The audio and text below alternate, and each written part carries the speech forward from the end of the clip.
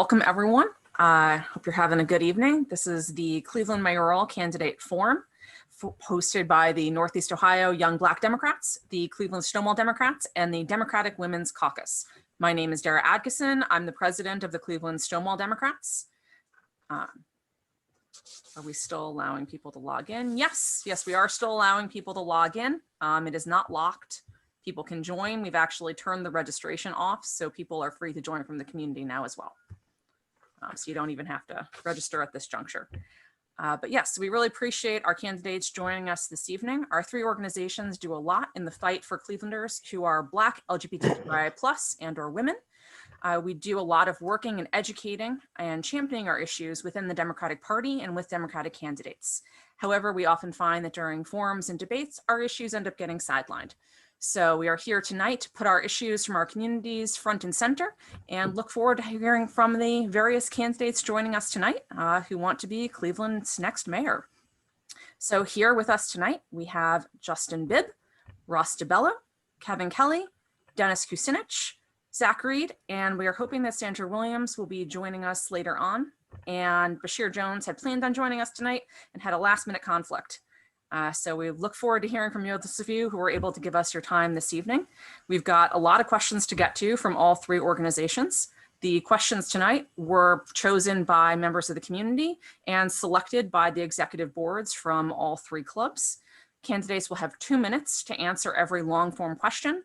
We do have a timer. That logo is going to turn into a timer. There'll be a 2-minute countdown for you guys. If you go over, we will mute you. We've got, as I said, a lot to get to. There is also going to be a lightning round where you will have quick 1-sentence answers to give to those questions. And yeah, without further ado, oh, there's Sandra, perfect timing. So I'll quick say the rules for her again. Hey, Sandra, you just made it, perfect. So yes, just quick summary of the rules for you for tonight. We're gonna start off with long form questions that are 2 minutes long. Our logo up in the corner here is gonna become your 2-minute timer. We'll cut you off if you go over time, and there's going to be a lightning round with quick 1-sentence answers later on, and I'll let you know when that is.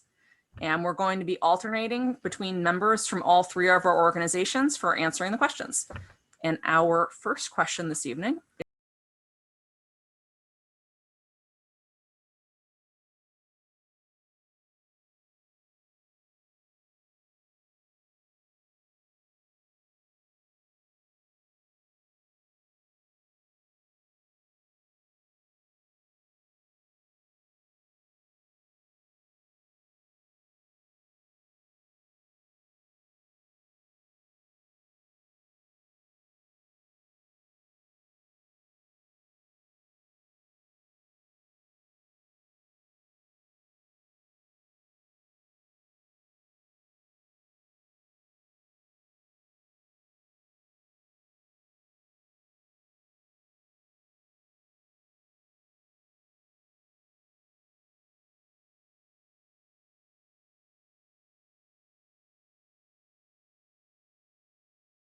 is going to be from Crystal.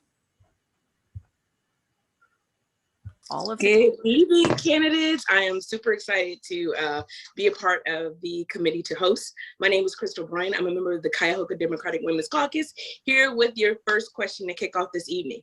So, do you support a co-responder model for police reform? Why or why not? We will go in a specific order. So I will start by calling off each candidate's name that we would like to answer, starting with Justin Bibb. Well, thank you to all the organizers for putting together this important dialogue this evening. And Crystal, your question could not be more spot on.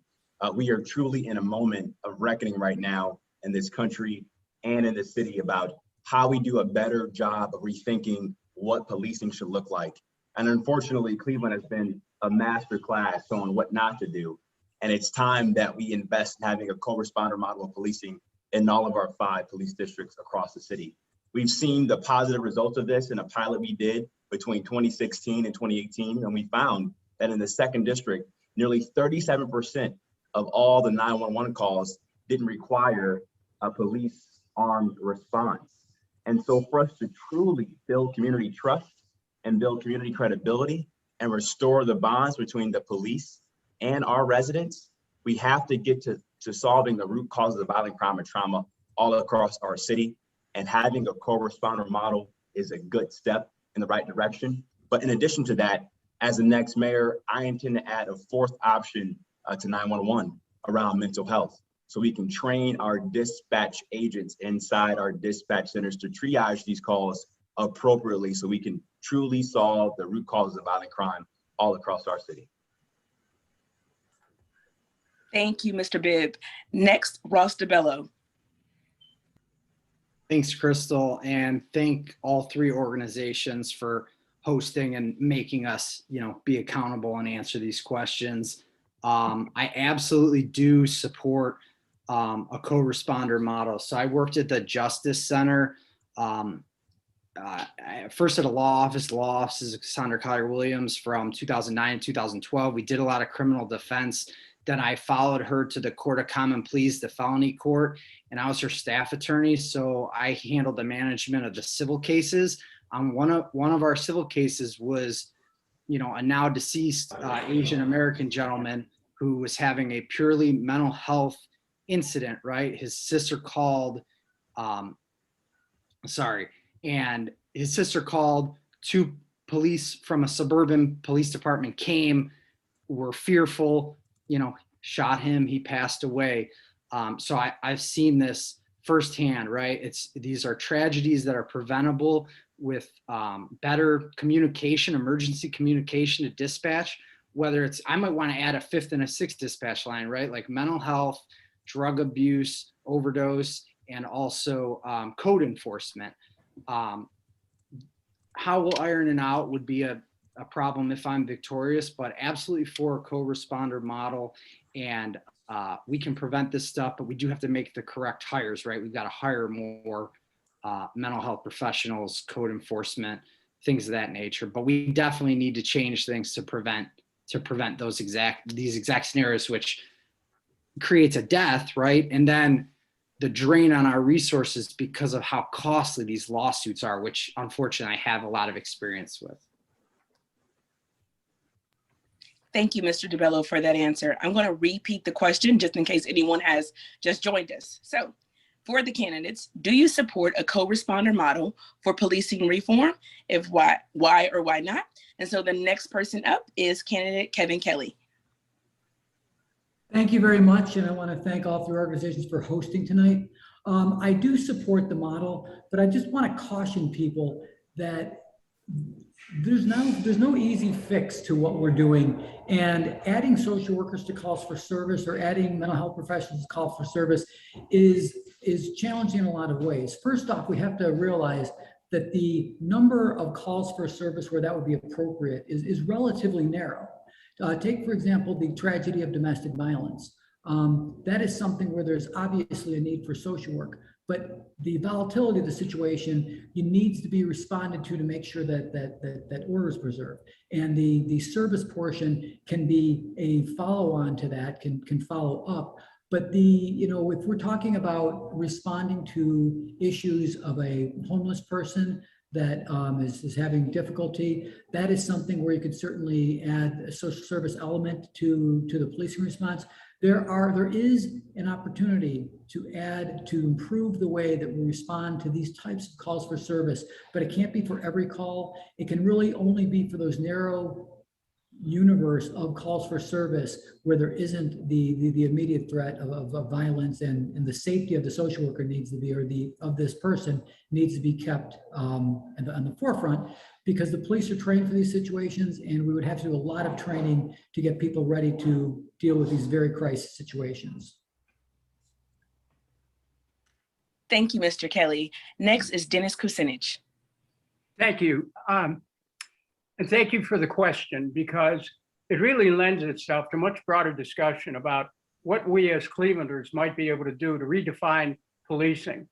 And the way that, as mayor, I intend to do it with your help is through creating a cabinet level Department of Peace, where we make the organizing principle of our city peace, peaceful neighborhood and peaceful communities. And law enforcement is an adjunct to that. It's not the central operating principle of the government. And another principle that would conjunct with peace would be restorative justice. We must look at this in the broadest way, and we must apply it in a way that can work. So what I've said is that as an ex-mayor of Cleveland, in order to ensure public safety, we'll hire another 100 police. Those police will have to be trained in not just law enforcement, but in civil liberties, in constitutional principles, and in racial sensitivity. But beyond that, we need to have 100 individuals at least who would be trained in crisis intervention, who would know conflict resolution, and they would work with the police department in order to be able to respond to those matters that do not require an armed response. So the idea of a co-response is a great idea. And I think that the implementation of it can happen. But the central organizing principle of the community needs to be shifted from just simply law enforcement to peace, and to law enforcement as an adjunct, where we have more police, where we have the police that are well controlled by the civilian authority, supported when they're effectively crime fighting, and also to have crisis intervention individuals who are trained social workers who can help to respond. And again, with my approach, we change it all. We change the inflection and the nature of law enforcement. Thank you, Mr. Kucinich. Next, Zachary. Well, thank you very much. And I appreciate this opportunity and a great conversation tonight so far. And to echo the sentiments of Congressman Dennis Kucinich, I agree wholeheartedly. We've got to change the whole concept of policing. The way that we've been policing in the city of Cleveland has not been conducive to creating a safe community, not only for the people that live in the city of Cleveland, but the police officers that are sworn to protect and serve the citizens of the city of Cleveland. And therefore, we need a complete overall conversation or how is policing going to be done going forward? I mean, if you just look at the poster child to what should have got us started on this conversation is Tanisha Anderson. I mean, that happened in 2019. And now in 2021, we're suddenly talking about whether or not we should be doing co-responder model policing. I agree that we should have been doing it. We should have started it then. We should be having it now. And we should be looking at how we should have made it better moving forward. You know, this is about creating a safer Cleveland. This is what this whole conversation needs to be about. And if we all agree that right now, as we sit here on this conversation, 103 people have already been killed here in the city of Cleveland so far this year. So the way that we're policing, the way that we're talking about safety in the city of Cleveland, is not working. And therefore, we need to create models that we know across the United States has worked. And we know cities that have used the co-responder model has worked. We know that cities that have used what I've talked about, looking at safety from looking at criminal justice from a public health lens and bringing in cure violence, that has worked. Real community policing has worked. The model we have in the city of Cleveland is not working. And as mayor of the city of Cleveland, I'm going to use a new model, a new reform model to ensure that the safety of the citizens are going to be intact and ensure that the police themselves are going to be safe at the same time. Thank you, Mr. Reed. Last but certainly not least, candidate Sandra Williams. Thank you so much, Crystal, and thank all of you for having me here tonight. My apologies for being late. I just got off another meeting. So I would say I do believe in the co-responder model for police reform. I also know that we do have a team going out with our law enforcement officers on a regular basis. They are not going out 24 hours a day, 7 days a week. So yes, we do need to expand that. We know that the current model we have working with the Adams Board is working. It is helping diffuse situations that law enforcement officers are going through on a regular basis. And I will say this, as a parole officer, I've been called to the scene of many incidents that my parolees have been involved in. And it has been, some situations has been such that when law enforcement officers were called out, they did not know how to handle the situation, and it escalated to the point that the parolee was not only arrested, but charged with felonious crimes immediately, with the police not understanding what was happening to that person. But the time that individuals were calmed down and talked to the real problems that was existing, the situation de-escalated, and we handled the situation on a regular, fast basis without anybody being arrested. So yes, I do believe in this motto. Thank you, Ms. Williams. Thanks to all the candidates for their inclusive answers. I'll now turn it over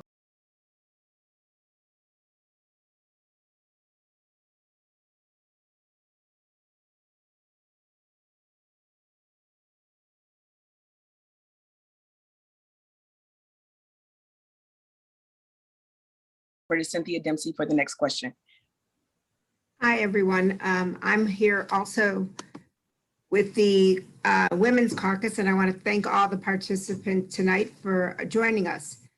My question is, the United States is one of the few countries in the world who fails to guarantee paid family leave for all workers. The Democratic Party platform supports guaranteeing paid family leave, but many Democrats' plans differ. What paid family leave program do you envision for city employees and contractors to set an example in the region? And we'll start with Ross DeBello.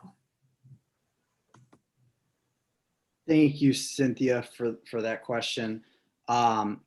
Specifically, grievance pay, right? We want to, let's say you have a miscarriage, right? You're a parent and a married man as well. You know, we want to guarantee you grievance pay. We want to support parental leave on top of FMLA. And furthermore, beyond the paid family leave, you know, I want to make pay history blind, right? Like Cincinnati and Toledo have done. And I want to support the things that Senator Antonio is proposing right now currently at the State House. So the grievance pay for miscarriages is something that I want to look into. Making sure that trans rights are represented in employer health care legislation. Those would be the main things at the beginning of my term in January, and the blind pay history.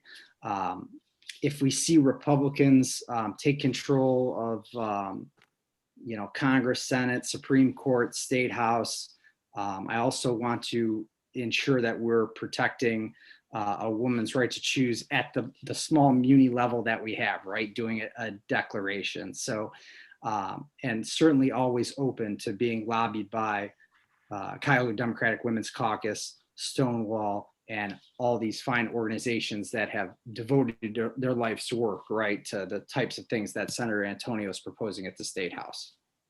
Thank you. Okay, thank you very much. Next, we have Kevin Kelly.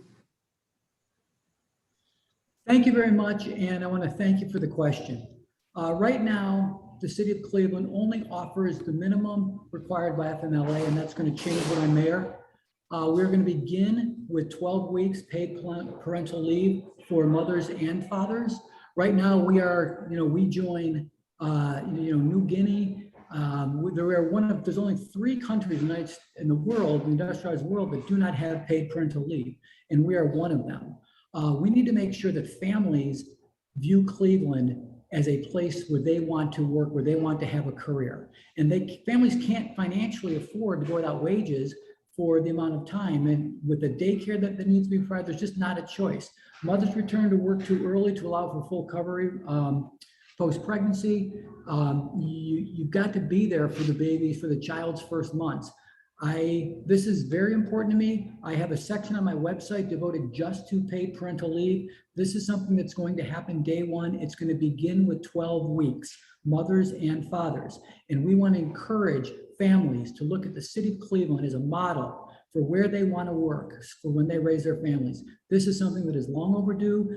We are in the company of just a very few places that do not offer paid parental leave. It's got to change. We have to start sending a message to our families that they are valued, that our workers, they are valued. They are the backbone of the city of Cleveland. They provide the services. Paid parental leave is going to be a day one initiative when I'm mayor. And again, we're beginning with 12 weeks for the mother and the father paid. Thank you. Okay, thank you very much. Next, Dennis Kucinich.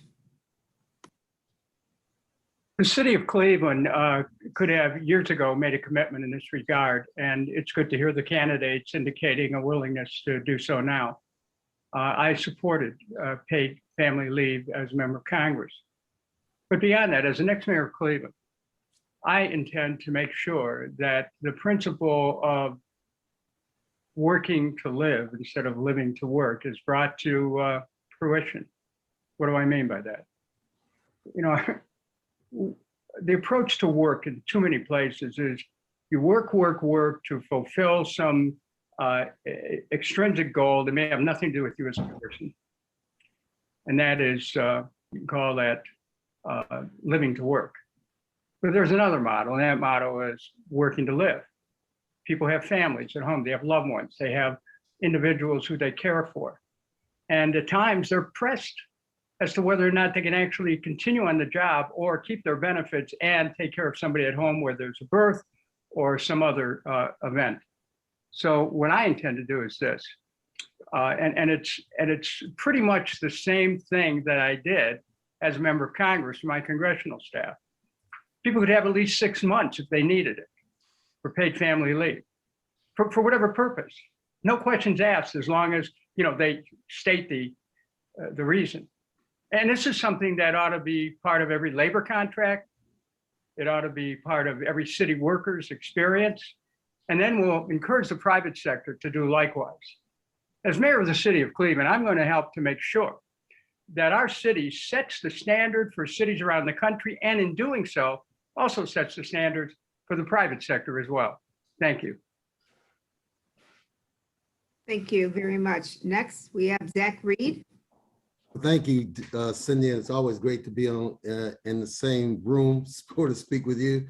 I know I'm in the right room if I'm in the room with Cindy Dempsey. So appreciate you, Cindy, for all you do for the Democratic Party. I believe in paid family leave, paid parental leave. But before we jump there, I think the first thing that we need to talk about is how many of us are going to fight to ensure that women get the same pay as men. I mean, we can talk about what's happening afterwards, but I mean, right now in my administration, it's not going to be this, that men are going to make X amount of dollars and women are going to make X amount of dollars. It needs to be equal pay for equal work. And that's going to be in my administration. When we talk about paid family leave, I believe in that. I believe if you look at where we're looking at right now, that so many women are not coming back to work after the virus because they can't afford daycare. So why can't we have a daycare center here at Cleveland City Hall? There's no reason in the world why they can't have a daycare at Cleveland City Hall.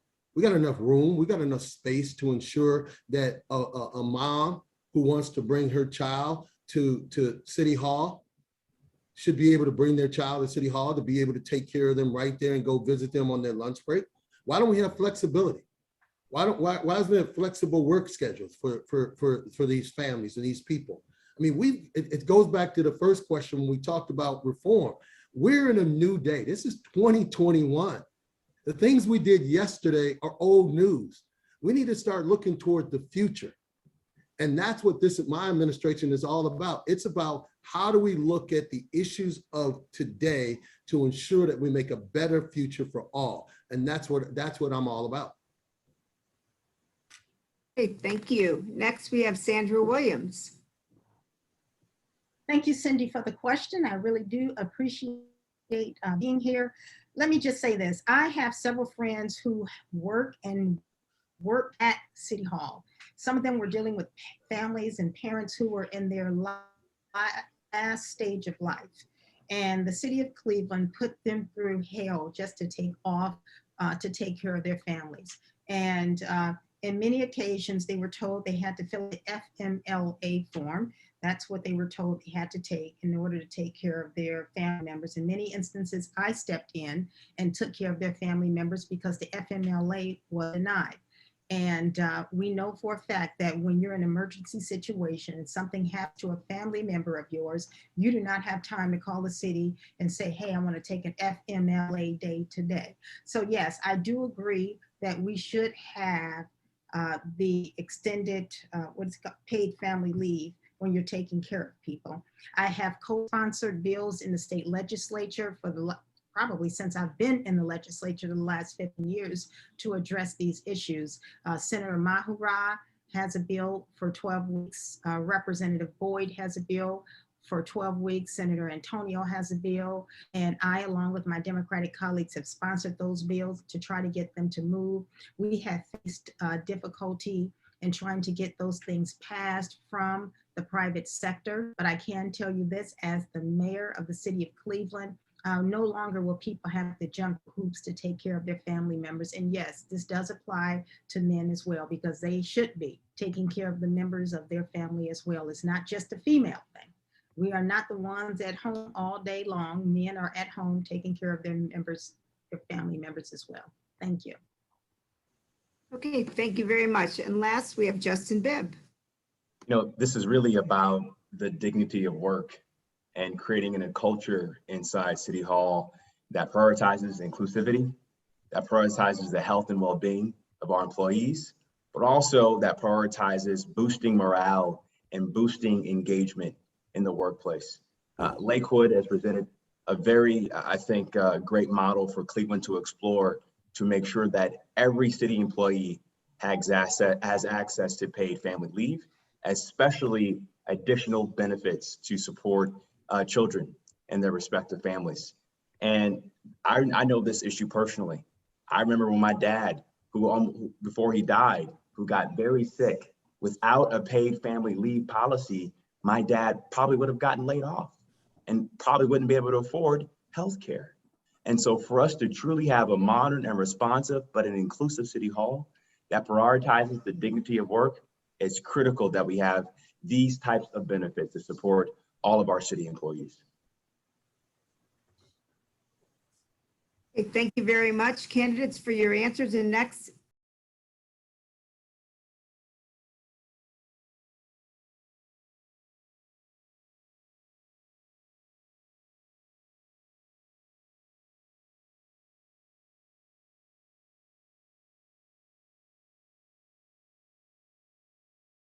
I'm going to turn it over to Janae Hambrick. Thank you, Cindy. Hi, all. My name is Janae Hambrick. I am a board member of the Stonewall Democrats, and I'm actually a member of the Young Black Democrats as well. So the next question that we have for you is, what is your impression of ShotSpotter and similar AI policing technology? And we'll start with Kevin Kelly. Thank you. ShotSpotter is often improperly referred to as kind of a solution that it will suddenly give perfect information. ShotSpotter has not been successful in many ways because while it is effective in indicating where the shots have occurred, the coordination and the arrival on the scene of Cleveland Division Police has not been well coordinated, and by the time they get there, the threat is gone. What it's been helpful in is if you use ShotSpotter, if you use the technology, you can look at where the shots are happening, and you can use it as part of your deployment strategy. And if you can use it as part of your deployment strategy and have more police in the area where the shots are happening, where the violence is happening, then they can respond quicker. So I believe that there's a use for it, there's a path for it, but it is not the end all of how we're going to stop violent crime. It's a tool that could be developed into something more appropriate. But I think that we do have technology, we do have significant amounts of crime data and where crimes are happening, that we can use that as a deployment strategy. ShotSpotter itself is not the end of the story. It's been an interesting experiment, but so far it has not proven to be anything more than that. It's given us some information on where shots happen, but in terms of stopping crime and stopping the shots, we haven't gotten there yet. Okay, thank you. So next we have Dennis Sinich. You know, anyone in the city of Cleveland who is paying attention, and that's most people, we are all shot spotters. Our ears are picking up these gunshots as part of the music of the night. This is a technology that we're concerned about. We can hear these shots being fired. What's going on in our city? Our city is getting inundated by gun violence. I mean, it's a fact, whether it's been picked up by some sensitive device somewhere or not, we understand there's something deeper going on here. Violence is overwhelming our city. We're one of the highest per capita with serious violence of any city in America. So what does that mean? We need to address the root causes of violence. That's why I want a civic peace department. We need to find out what's going on in communities before violence percolates to the top and it ends up with shots being fired.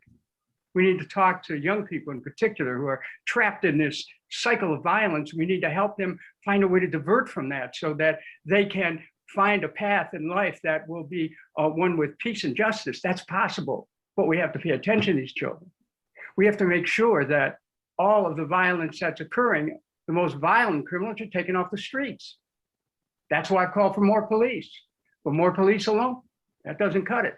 We need to have a reorganized principle of peace, not just law enforcement. I'm ready to lead this in a new direction, where the questions of technology become secondary to being able to actually address the real facts on the ground, the facts in our neighborhood, the facts of drive-by shootings and gangs that are out of control. We need to bring law enforcement back to the city, but we need to do it in an atmosphere of peace and reconciliation. I'm prepared to do that. Okay, thank you. So next we have Zach Reed. Thank you for the question. I think the overall question is, why are we using the technology that other cities, other communities are using to help reduce the violence in their wards, in their communities, and in their neighborhoods? And as mayor of the city of Cleveland, I'm going to use whatever technology it is going to take to ensure that the residents of the city of Cleveland are safer than they are today. The fact that 2 days ago, when we reached 100 homicides in the city of Cleveland has now gone 10 consecutive years of 100 homicides. Let that sink in for a second, people. City of Cleveland has now gone 10 consecutive years with 100 homicides. That's 1,000 individuals that have been killed in the last decade here in the city of Cleveland. So whether it's ShotSpotter, whether it's more surveillance cameras, whether it's computers working in police cars, whether it's using the cure violence model that I'm talking about, whether it's using the real policing model that I'm talking about, something has to be done. And it has to be done urgently. And this not taking this as a sense of urgency, as a crisis, as an emergency, it's really mind-boggling to me. That we look at that 70 to 80% of the people that are being killed on the streets of the city of Cleveland are young Black men. They won't even have the chance to join the Northeast Ohio Young Democrats because they're dead. Their moms and dads had to bury them. That's my approach. Let's do something about the overall violence. And if it means bringing in new technology, let's do that. Okay, thanks so much for that. Next, Sandra Williams. Thank you so much for the question. And yes, I do support the ShotSpotter as well as the police technology. When we used to have ward club meetings in the city of Cleveland to talk about what was happening in the city, the first thing that the commander or police officers say to members of the community is, we need you to call us. We need to know when things are happening in your community. We don't care if it's a false call or not. If you believe you've seen something, if you believe you've heard something, then we need you to get on the phone and call us, because that is the only way we can get busy, get into your community, and try to resolve the problem. So yes, Shot Spotter, I have an app on my telephone that looks at crime all throughout the city. For those individuals who don't think that crime is happening within their community, within their ward, are sadly mistaken, because it's happening everywhere. This is a way for not only law enforcement to address crime in our communities, it's a way for citizens to also be safe when they're in their homes and their communities and know what's happening around them. And then I would say this,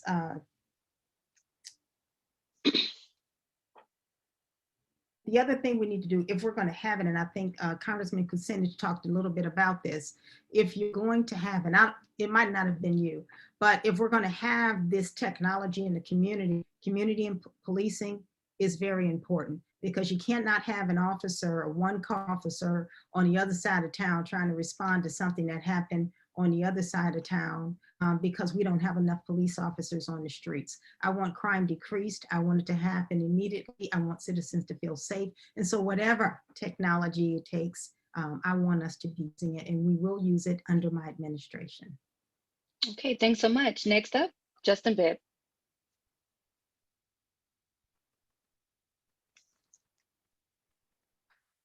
I think you're muted, Justin. Oh no, I think Justin might have frozen. Yeah, we might have lost. Okay, so maybe we'll get him back. Ross, So you we wanna can go? Ross? Yeah. Okay, you want to go ahead, Ross? We'll circle back to Justin. Okay. So my impression of Shot Spotter is only that it's a new tool, and I'm not for it right now in Cleveland in 2021. I did watch Felony Court for almost 8 years, and I never saw it as used as evidence in any of our criminal cases.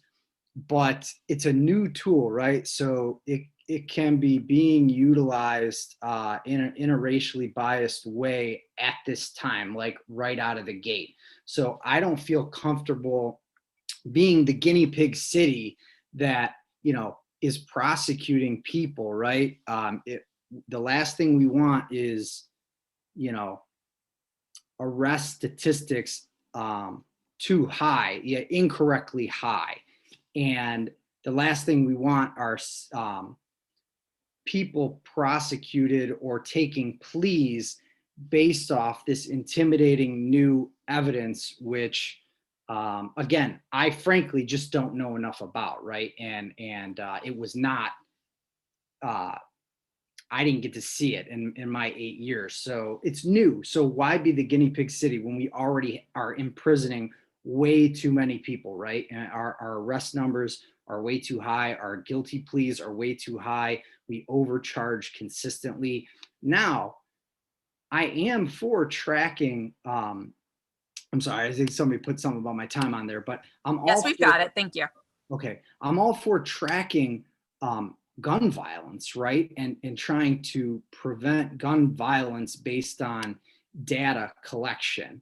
But that's just the thing, right? We want to deter crime before it happens. So if you have gun ballistics, gun data, hopefully if crime number one happens, there's a way to, based off gun tracing, to prevent a second crime from happening, there within 24, 48 hours. But as to Shot Spotter, I'm not for that. And I would like other cities to be the guinea pig cities, because, we over prosecute, we overcharge, people take guilty pleas because of the leverage. And that is your time, Ross. Thank you. Okay, thank you. So we'll circle back to Justin Bibb. We lost you there for a moment. Yeah, my Wi-Fi was down. My apologies about that. Age of technology. It happens a lot in Cleveland, unfortunately. I think what we missed in this discussion is the importance of centering this dialogue about the Shot Spotter technology and AI and policing around a nuanced conversation related to racial equity. And in the work I've done all across the country with mayors all across this country is, if you don't leverage resident voice and get resident buy-in, particularly in communities of color where there is inherent distrust with technology and with the police departments, then we're not going to be able to use these tools to better provide safety and security across our community. I've seen this in the work I've done with Hat Cleveland right here in Cleveland, Ohio. After the murder of our dear brother, Tamir Rice, we got together residents, activists, technologists, and said, how can we better use technology based on your lived experience to come up with new solutions to advance criminal justice reform? So without that context and without that grounding, then we're not going to be able to use these technologies to provide that safety and security. And that must be the litmus test and the centering work we have to do to come up with new ways to address violent crime all across our community.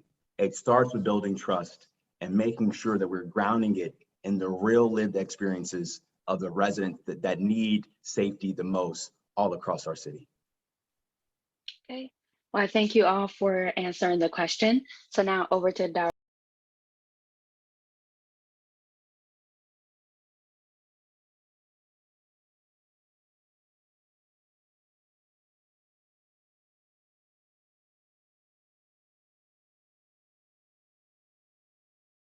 Atkinson for our next question. Thank you. Thank you. All right. So our fourth question, transgender people, particularly Black transgender women of color, are marginalized, stigmatized, and criminalized in our country and in our city. Here in Cleveland, we have one of the highest murder rates for Black transgender women in the United States. What will you do to stop this violence and protect our transgender and gender nonconforming siblings? And we will start with Dennis Kucinich.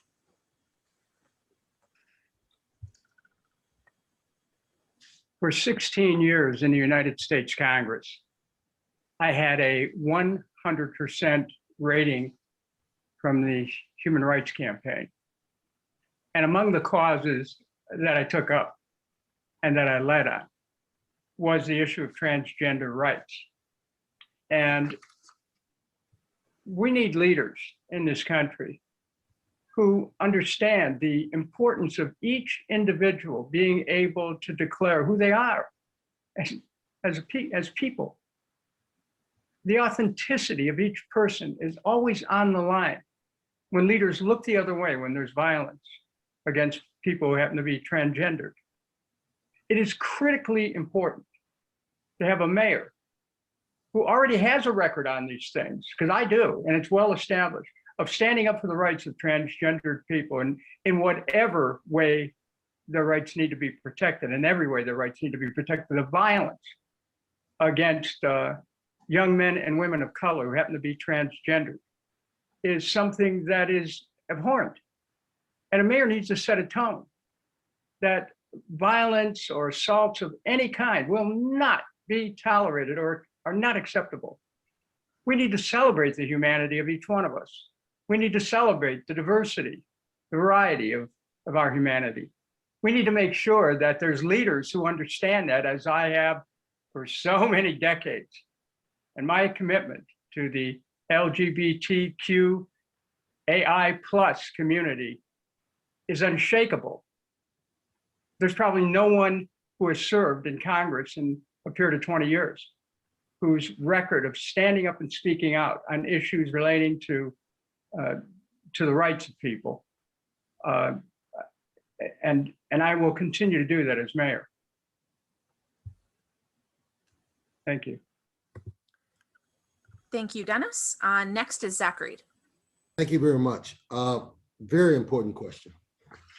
First, kind of a mayor that's got to stand up, stand at a podium, say it publicly and say it loud and clear. The transgender are people. The transgenders are people. And if you can get the mayor to be the symbol of saying those words loud and clear and say it publicly, then that would echo across the city of Cleveland. That would echo across the county, that would echo across the state.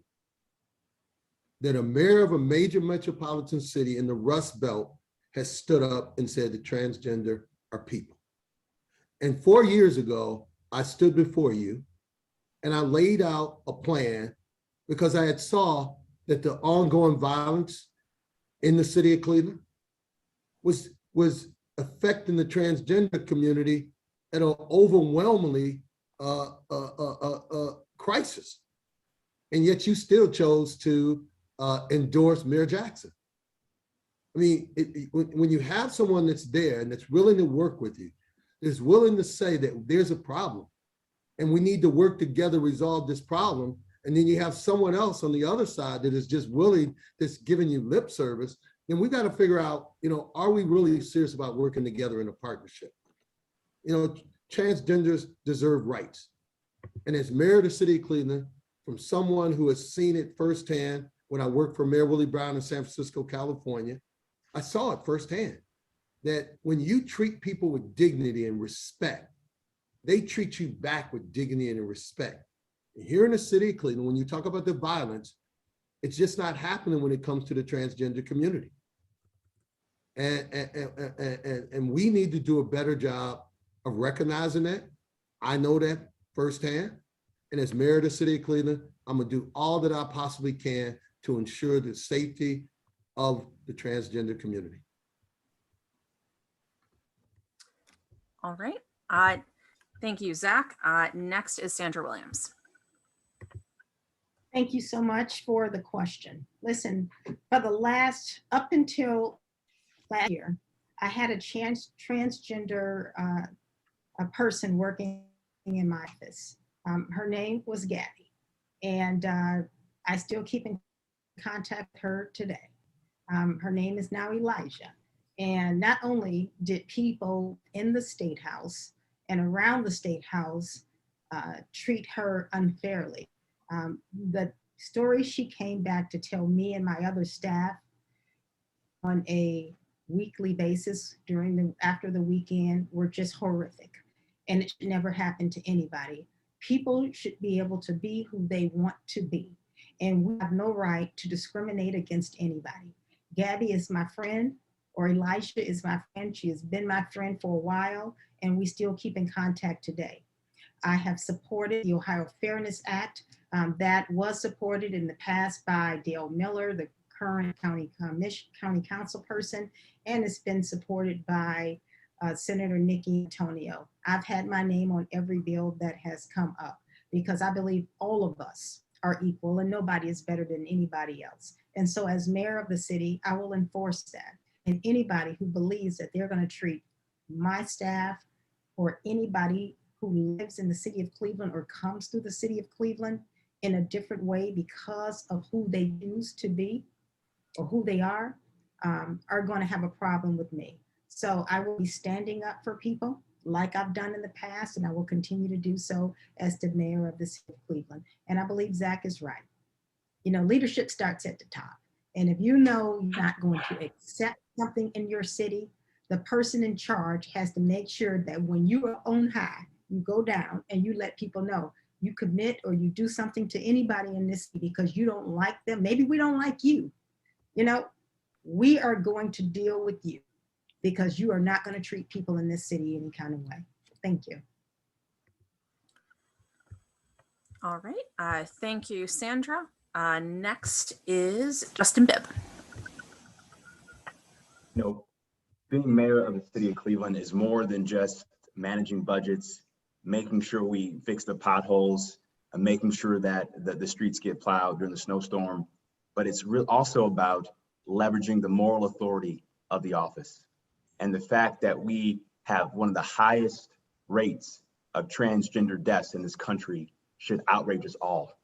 And as mayor, I'm going to do everything in my power to leverage the moral authority of the office to bring urgency, respect, and support, and wrap around services to ensure that we eradicate this crisis in our city. It also requires us to work better with our state legislature to enact hate crimes legislation to ensure it has the right teeth and accountability to hold folks accountable. But it also requires a city government that's going to invest in safe, spaces like the LGBT Center in Detroit Strowway, like the great project we're seeing at West 116th Street in Lakewood on the border of Cleveland.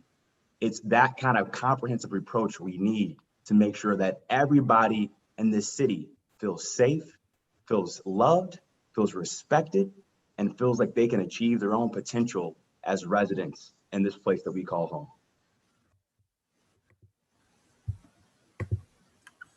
All right, thank you, Justin. Next is Ross. Thanks, Dara. Yeah, you have to prioritize protecting the most marginalized groups. When I was on the civil docket at the Court of Common Pleas, I saw a lot of discrimination, employee discrimination lawsuits against the city of Cleveland, right? We've seen some of them in the media. Are they all trans cases? No. But to what Dennis said, yeah, you have to set the tone, right? And you have to show a precedent, right? So certain language is not going to be tolerated. And if certain language is heard, right, that's got to result in termination. And if the lawsuit comes from the individual that got terminated for using hateful language, that's okay. That's the lawsuit we need. We don't need the lawsuit where a trans individual was discriminated against and couldn't succeed in the workplace or out at their house, or they're rent protections. We do need to change that culture, inclusivity, intersectional kind of philosophy towards everything we do, making it public, right? We're supporting a third bathroom in government buildings. We're removing like race-specific and gender-specific language, that old school language, the way that the charter or certain forms and paperwork was written back in the day, decades or centuries ago. We're removing that type of language because we're getting it out there. Hey, we're moving to a new future in the melting pot, right? We want to talk with Stonewall and talk with our partners and see, do we want a third gender marker on all city paperwork and forms, because we do need to do data collection on this stuff. But you guys are in a position to better know than me personally about, what helps the cause and what maybe, hurts the cause, what maybe creates a stigma. So, and also like June, right? Let's do like one of the suburbs just did. I can't remember which suburb it was, but let's declare June. So sorry to cut you off there, Ross. So I just want to add, okay, so Kevin needs to go next. So Kevin, you go, and then I have one follow-up point to this question. Thank you. Thank you. Thank you. The violence experienced by the transgender community is an absolute tragedy, and we need to acknowledge that bias and discrimination does exist, and it exists within people. And we as government leaders need to understand our role in setting an example and setting policy. And the world has changed. And if you look right now, any Democratic politician, any office seeker is going to, of course, tell you how much in favor they are. But it's been a long journey, and we have to continue this journey of setting policy, setting example. Dating back, just a few years back in 2008, Cleveland City Council passed a domestic partnership registry, which was just a simple act of letting same-sex couples register. But yet there were 7 council members who voted against it. I worked with Equality Ohio, former Councilman Joe Simperman, through a series of resolutions, concluding with Ordinance 1446, which was unfairly and ridiculously dubbed the bathroom bill. But it was to make sure that we were recognizing the rights, the needs of people, and that the city of Cleveland was going to be open and welcoming to everybody. I'm very proud of the series of ordinances that this council passed, and working with all the different groups to make sure that we set a tone that the city of Cleveland is an open, welcoming place to be. And that's why when we got our 100% HRC rating, it was very much a point of pride, but it's because of those ordinances that we took. In terms of the violence that's happening, on Devonshire Avenue in Ward 13, we experienced the murder of a transgender person, and it is heartbreaking. It is unacceptable. We need to make sure that we are training our police, make sure we're training any public-facing city workers to make sure that they recognize the signs where violence might be starting. We have to make sure that we take the extra steps to protecting our vulnerable populations, and we need to do it now. This needs to be part of our general training for police, and any public-facing city servants that's got to be a part of their training, part of what they do. We've come a long way. We're nowhere near done. We have to continue to ensure the safety and the rights of our transgender community. Thank you. Thank you. All right, so before we move on to the lightning round, I wanted to add just one quick addendum after that question.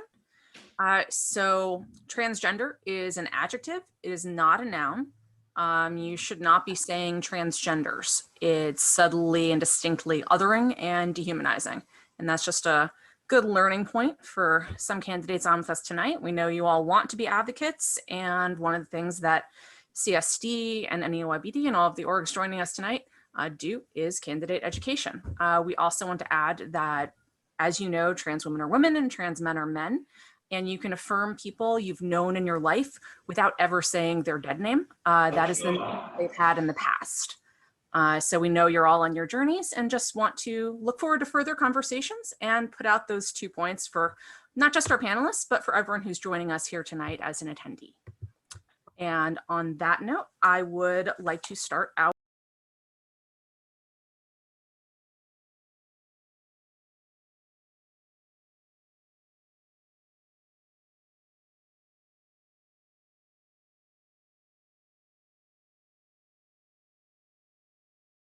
Our lightning round. So we have 7 short answer questions. I will ask them, go through everyone really quick, and either do it as a couple words or no more than a sentence. All right. Do you support tax abatements? And we will start with Dennis. No. Zach. Yes. Sandra. Sandra, do you support tax abatements?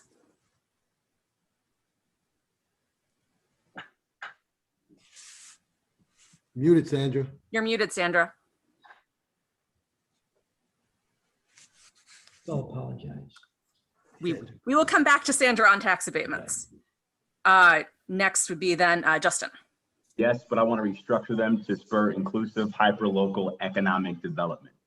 Great, thank you for that answer. Ross? Largely no. Kevin? Yes, if they're properly tailored to encourage development. Sandra, would you like to answer on tax abatements? Yes, can you hear me? Yes, absolutely. Apologies, I don't know what happened to the computer. I support a targeted approach to tax abatements. I don't think they need to be used in areas where there's development and developers are already going. I think they should be used wisely, and especially on the east side and forgotten sides of the west side of Cleveland. Great, thank you, Sandra. And I'll remind all candidates, if you could try and keep it to one answer, because we're going through all of these real fast. And we have other long form questions after the lightning round. So next one, what is the average monthly rent for an apartment in Cleveland based off of 2019 census data? And we will start with Zach. $1,200. Sandra. Depending on what side of town you look at, if you're looking in the Buckeye area, it was $900 for a 2-bedroom. Justin. $1,100. Ross. I say $1,200. Kevin. $900. Dennis. $1,100. You are all very close. Census data had it at $1,154 for the city of Cleveland overall. Next, let's see, so that's that one. Do you believe that everyone has the right to access abortion care legally within their community without barriers? Sandra. Yes. Justin. Absolutely. Ross. Yes. Kevin. Yes. Dennis. Yes. Zach. Yes. Right. What percentage of the city lives in poverty, meaning less than $21,000 a year as family income? Justin. Roughly 33%. Ross. 30.5%. Kevin. 36. Dennis. A third of the city. Zach. Third of the city. Sandra. 35%. Right. Based off of 2019 census data, it is 32.7%. So all pretty close there too. Do you support the Clevelanders for Public Comment proposed ordinance initiative? Dennis? Absolutely, yes. Zach? Yes. Sandra? Yes. Justin? 100 years too damn late. Absolutely, yes. Ross? Insanely so. Kevin? Support public comment, but not via ordinance. What? No rebuttals, please. Too complicated. Will you be reviewing existing city contracts? Zach? Yes. Sandra? Yes. Justin? Yes. Ross? Yes. Kevin? Yes. Dennis? As a former chair of a congressional investigative subcommittee, yes, with forensic accountants. Will you ensure that the Lead Safe Home Fund is successful, including ongoing financial support from the city and partnering groups, including fundraising efforts to ensure that adequate public and private investment is made? Dennis? 100% yes. Zach? Yes, and I'm going to be increasing that funding also. Sandra? Yes. Justin? Just met with them today. Fully support required funding. Justin? Oh, sorry. Ross? Yes, including using ARPA dollars. And Kevin? Yes. All right. And thank you all for those short answer questions. We'll be going back to just a couple more long form answers. And the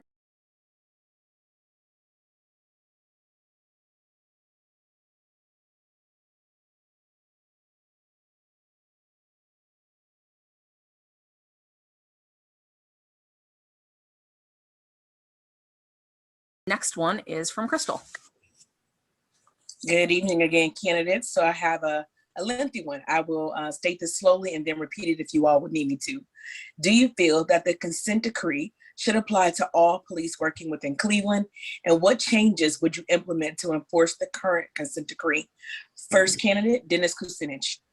Yeah, I favor the consent decree. I would like to see Cleveland be in a position to successfully complete it so that we as a community can take back direct control of our police department and that we can work together collaboratively with those who are involved in review of the police department to make sure that we have a police department which reflects the aspirations of the community. I think that Cleveland has made more progress than most cities in this regard, but we have a lot more to do. And while I want to hire 400 more police, I want to make sure those police are racially sensitive, are aware of civil rights, and are also going to make sure that we have a community where everyone's rights are going to be protected.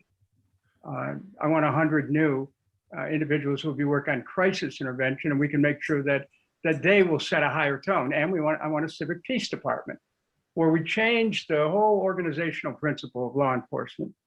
So I think that taking those kinds of steps, building from the consent agreement, we can have a police department which people of Cleveland will be proud of. Thank you, Mr. Kucinich. I will repeat again the very lengthy question for you all, just to ensure you're answering a proper question. Do you feel that the consent decree should apply to all police working within Cleveland? So that's consistent with the RTA regional police or other many small police stations. And what changes would you implement to enforce the current consent decree? Mr. Reed, you are up next. Well, it would be nice if we can have a consent decree throughout the city of Cleveland for officers who don't literally work for us. But I think that at the end of the day, what's got to happen is we've got to be that barometer. We've got to be that poster child. And the reason that we've been talking about a consent decree, because we have been a poster child for how not to do policing in the city of Cleveland, especially when it comes to people of color and people that have mental health issues. And I think one of the things that we have to do is we've got to put in what I've talked about here tonight and what I continue to talk about. And I ask people to go to zachreed.com and look at my 10-point plan. And it highlights a real community policing plan. Because if we don't put that real community policing plan into effect here in the city of Cleveland, we're going to be on this consent decree for an awful long time. And I agree with the congressman. You know, we've got to work to get away from this consent decree. It is causing too much, it's causing tension in our community. It has been good for the city of Cleveland at least to have someone here that is looking at the way that we are policing here in the city of Cleveland, because the way we were policing in the past was unconstitutional. We know that, citizens know that, and a young Black man of color like myself, I know it firsthand. I've listened to the horror stories of young Black men that have been stopped by police officers and found themselves in a situation. So yes, we've got to work hard to get that trust back into the system. And as mayor of the city of Cleveland, I believe we get that trust back into the city of Cleveland by implementing a real community policing plan. And I've got that plan. Go to zachreed.com to look at my plan. Thank you, Mr. Reed. Next, Sandra Williams. Crystal, yes, I do believe that the consent decree should apply to all law enforcement communities within the city, the hospitals, the RTA, and such. We've also reports about what has been happening with those individual police departments, and I think they should also be required to comply with the consent decree. Some of the changes I would make is looking at the standards that myself and others who are on the Ohio Community and Police Collaborative have put in place ever since Tamir Rice's demise, and making sure that all law enforcement officers, including, sorry, I'm just looking at the camera, I'm sorry. Sorry about that. Making sure that we're all compliant. So we have about 25, 30 standards that we have that the Cleveland Police Department has not adopted. Some of them may be in the consent decree, but there are others that are not, and we need to adopt those. Thank you, Ms. Williams. Next candidate, Justin Bibb. You know, Crystal, with this question, I'm thinking about Arthur Keith this evening, a 19-year-old Black man who was shot and killed by CMHA police. No real answers, no accountability, no transparency, and his family is still grieving and fighting for justice. There's many instances of that kind of police misconduct, not only in Cleveland, but in other surrounding jurisdictions. And we are in a special reckoning right now in this city and this nation where Cleveland can lead the way. Now, the consent decree was a good step in the right direction, but we got a long way to go to make sure we meet the aims of the consent decree. That's why I'm supporting the Safer Cleveland ballot initiative to make the Cleveland Police Commission permanent. And I hope that other folks in this race will join Ross and I and be on the right side of history to ensure we can get this moment right. And don't be bamboozled, right? With this ballot initiative, it's giving the next mayor the ability to share the power with the people, to rebuild that trust, to rebuild that culture that the residents of the city deserve. And the mayor is going to be able to appoint survivors that have been brutalized by police, law enforcement experts, attorneys, and other grassroots organizations and activists to be a part of this commission to ensure we can truly meet the moment and get policing right in our city. Thank you, Mr. Bibb. Next candidate, Mr. Ross DeBello. Thanks, Crystal. Yes, I do believe the consent decree should apply to all police in Cleveland. To go with the second part of your question, I think that that's one of the changes we would need to implement, you know, and as Justin stated, I am of course in favor of making the police commission permanent, independent agencies. Even if you went, I don't care how many years without an incident of alleged excessive use of force, well, that's proof of success. So why would you ever get rid of it? Why would you ever get rid of it? Another change that I would make, right, I think above and beyond the other candidates, is I would fund the groups, the commission, at a very high level, right? We need them to be able to invest their time, have the resources they need to, do the subpoenaing. They need to subpoena, things of that nature. They need funding and they need backing for the teeth of it, right? When monitors are being asked to step down, you need to publicly advocate that those monitors are able to independently do their job, right? Decipher the allegations and feel free to make the judgment that, their expertise would recommend. So I'd also kind of make sure that RTA police aren't weaponized and some of these other independent groups that we're trying to put under the police to create. We would try and work with them and make sure that they have the training that consent decree requires. And if they don't need weaponry, then we, demilitarize some of these groups. Thank you, Mr. DeBello. Last but not least, Mr. Kevin Kelly. Thank you, Crystal. To the answer to the part one of your question, which is, should it apply? Perhaps it should. But those other smaller police departments are not parties to the consent decree. And it's not something where it would be disingenuous to say that as mayor, you could just apply it to them. I think we need to look at, where is the state of policing in the city of Cleveland? Where have we come from and where do we need to go? The consent decree was born out of a tragedy of a police chase that ended in East Cleveland with 137 shots being fired. That's when our Mayor Jackson, asked, the Justice Department to come in. And that was where the consent decree was born. Since the consent decree has been implemented, we have seen progress. We have seen a move forward. The crisis intervention training for every officer is a giant step forward. De-escalation training for every officer is a giant step forward. The body cams, technology changes, all of the things that were designed to make policing more constitutional happening. Just the culture of going from a warrior mentality to a guardian mentality is an important cultural shift. But we're really not going to get to the point where the consent decree is really being fully realized when we are as short-staffed as we are in the division of police, when we are not giving the police the tools, the support and tools that they need to do the very hard job that we're asking of them. And when you're asking a zone car officer to go to 20 to 30 calls for service within a shift, but yet we're not providing wellness training, we're not making sure that we're attending the mental health of that officer, but yet we're expecting them to be at the top of their game on their 30th call, just like on the first. We need to deal with our staffing issues. We need to deal with how we are supporting our police. We need to put in place true community policing. We need to really make sure that our policing strategies mirror the neighborhoods that we're policing. And of course, this is something that won't be a day one issue, but we have to deal with the root causes of crime. And that is, poverty, it's disinvestment, it's lack of hope.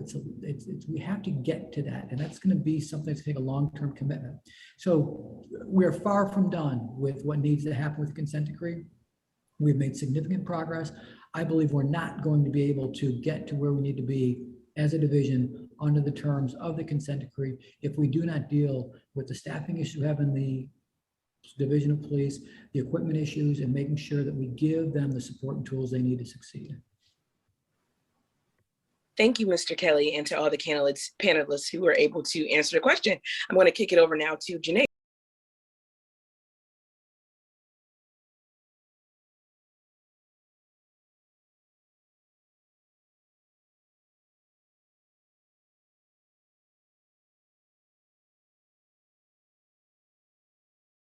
For the next question. Thank you, Crystal.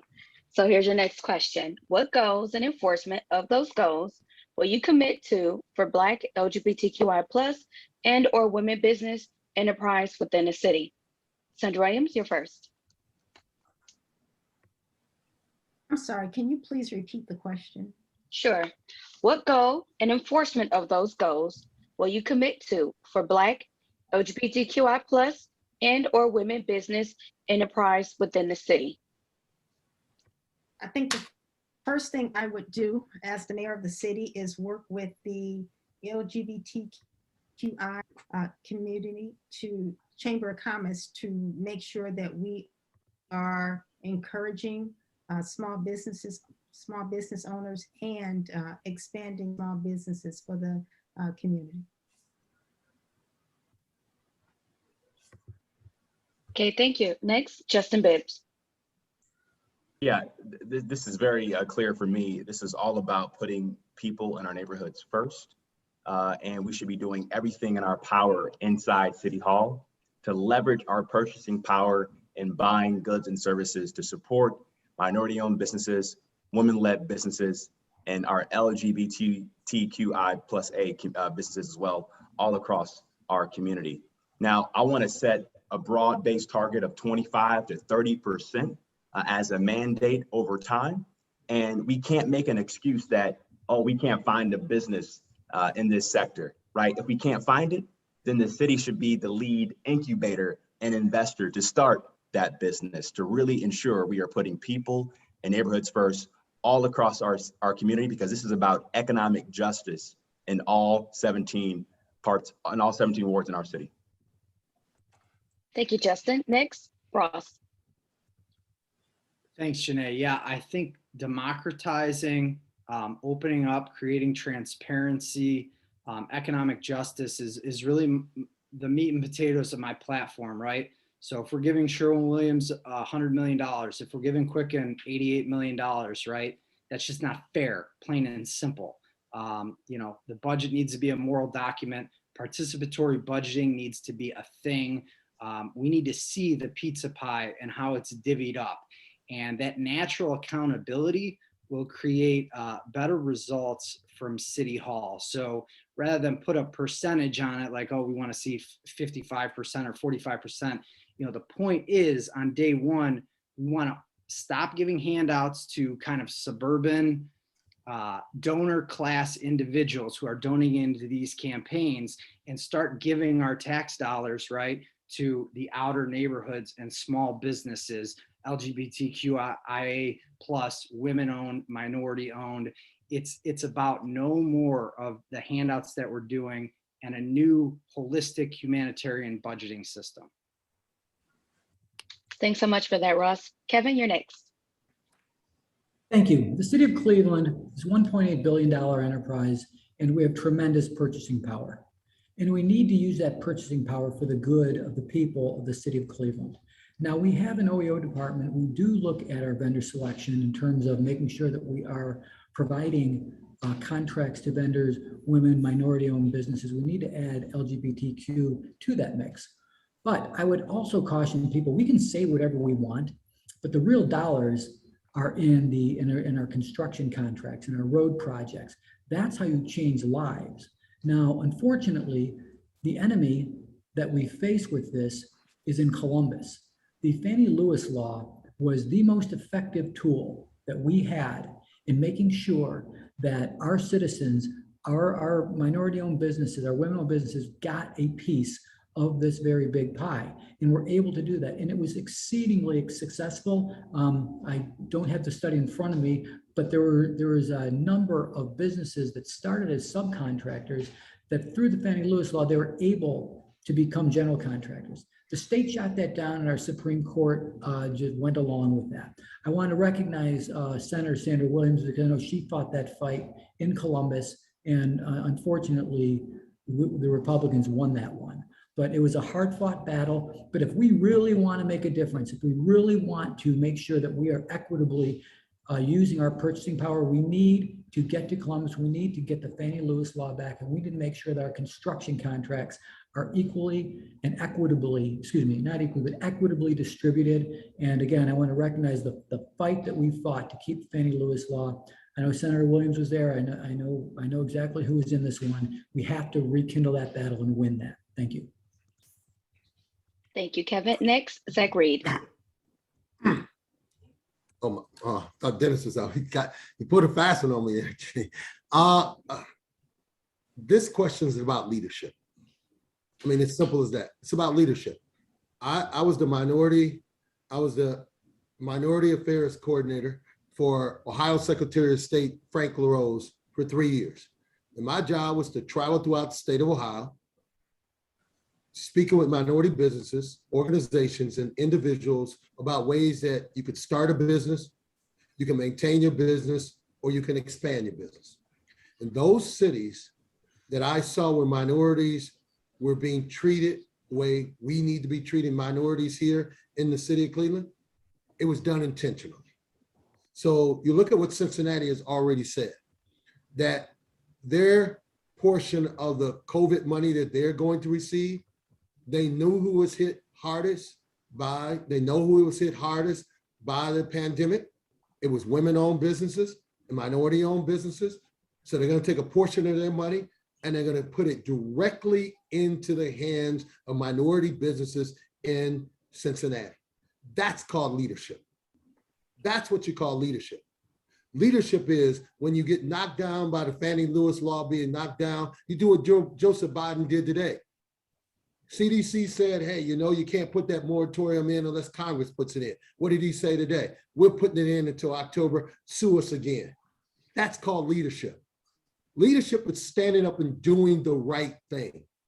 And on this issue, when we know that our brothers and sisters in this community are not getting the funds they need, not getting the resources they need to create businesses and economic opportunities in our wards and in our communities, in our neighborhoods, they need a mayor like myself that knows their plight, understands their plight, and is going to show the leadership to give them what they need to be able to go to the next step. Thank you so much for that, Zach. Last but not least, Dennis. Thank you. I may have missed something here.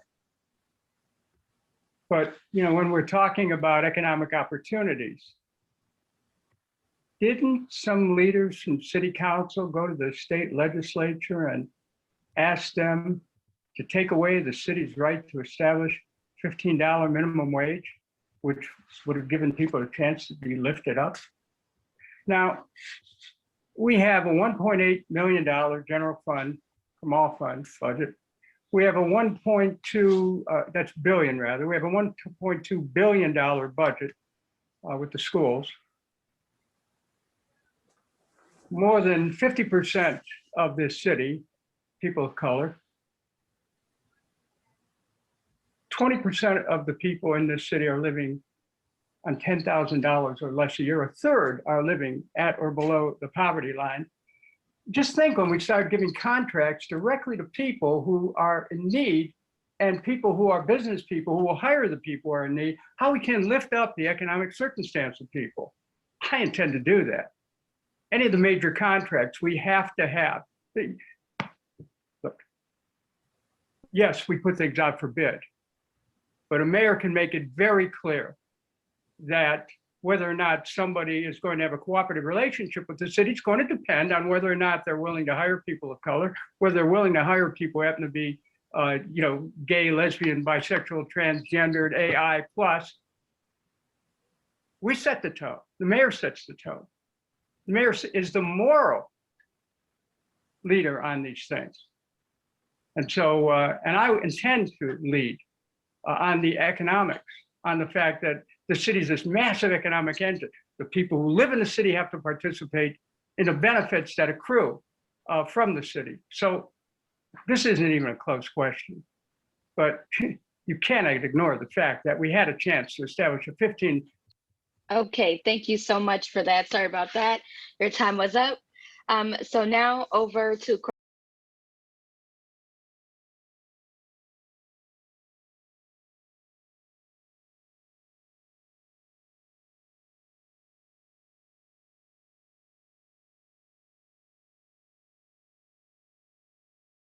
Courtney Mosley for our next question. Thank you all for your answers. Good evening, everyone. My name is Courtney Mosley, and I am the Secretary and Campaign Chair for the Northeast Ohio Young Black Democrats. I want to thank all of you for joining us for tonight's forum. For the question, can you please state what your concrete plan to take action and bring vision to City Council on the declaration of racism as a public health crisis? We're going to start out with Justin Bibb. Well, as my mom has always taught me, well done is better than well said. And unfortunately, we're really good at fancy press releases in this town, but terrible at execution. And for me, this is not only a public health and a public emergency, but we need to come at it with a sense of urgency. So as mayor, I want to do a couple of things. Number one, I want to hire a chief racial equity officer in my administration to work across every department and analyze every policy, every regulation, and every decision within race equity analysis. Secondly, we got to do a better job of training every city employee in racial equity training. Many of us in this community have gone through the REI groundwater training. That should be required for every employee inside City Hall. And then thirdly, we got to right some of these historic wrongs in our city. Fully fund eradicating the lead paint crisis that have plagued many of our children and families for far too long, and also finally eradicating the digital divide. We are 4 or 5 or even 6 years too late in meeting the moment on that issue, and it's time for bold action right now to bring these issues to light and solve them once and for all. Thank you, Justin. Next, we're going to go with Ross DeBello. Thank you, Courtney. Yeah, recasting the budget as a moral document, doing business completely differently so that we can get out of this #1 in the nation in poverty ranking, right? Which gets to all those public health problems, the lead paint poisoning, the infant mortality, a worst place in the country for Black women. We're gonna end that 15-year tax abatement that's been applied inequitably, right? Racially. We're not helping Black developers and creating affordable housing in all parts of town, right? So we're gonna end the 15-year tax abatement. We're gonna end the handouts, right, to sports team owners and to big business, right? We're not gonna give millions of our tax dollars to billionaires. We're gonna do $8,000 grants, $12,000 grants, $18,000 grants to minority owned LGBTQIA owned businesses in the different neighborhoods of town, right? We're gonna do public and participatory budgeting, public comment at city council meetings, and even that will be given through an equity lens. Everybody gets freedom of speech, right? And gets to talk about what they want, not what city council people who've been in for 40 years put on the agenda. So we're going to change everything about the way that we operate the government and our politics. Thank you, Ross. Next, Kevin Kelly. Thank you. The Racism is a Public Health Crisis Declaration of June was an important step forward. Now, we're not going to undo what took 400 years of racism in a few months, but it really sets forth the policies that put forth the values of the city of Cleveland. And we look at all the public health crises that we face. If you look at infant mortality, if you look at lead poisoning, if you look at crime, if you look at all of the social indicators, undergirding all of them is race and poverty. We can't solve infant mortality if we don't get at the root cause, which is race. And when First Year Cleveland was formed, we did a deep dive of all those babies that didn't make their first birthday. Many assumed that it had something to do with the prenatal care of the mother, not taking care of oneself, showing up in an emergency room and delivering a baby. That's not all true. None of that ended up being true. The single biggest determinant of whether a baby lives their first birthday was the race of the mother. So much so that a high school dropout Caucasian woman who did not get prenatal care has a better birth outcome in the city of Cleveland than an African-American woman, a middle-class African-American woman with a college degree who has employer-provided health care. That should shock all of us to continue action. That should shock all of us to do something about this. And we need to realize that we can strip away all the other factors. Race is at the very core of most of the public health issues that we deal with. Thank you. Next, Senate Kucinich.